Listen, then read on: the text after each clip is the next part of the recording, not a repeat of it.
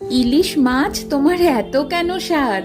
সত্যি এ প্রশ্নের কোনো উত্তর নেই, কিন্তু কলা পাতা ইলিশ মাছের পাতুরি কি করে করে সে প্রশ্নের উত্তর আমার কাছে আছে। সমান সমান সর্ষে আর পোস্ত, তার সাথে একটু কাঁচা লঙ্কা নিয়ে একসাথে বেটে নিতে হবে।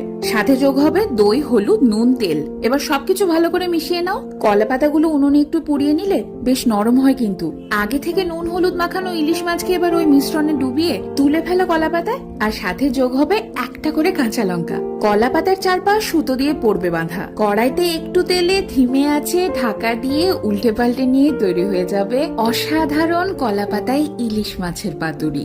আমাদের ছোটবেলায় একটা গান ছিল না, আরে দরজা খুইলা দেখুম যারে করুম তারে বিয়া। ওই রকমই অবস্থা দেখো।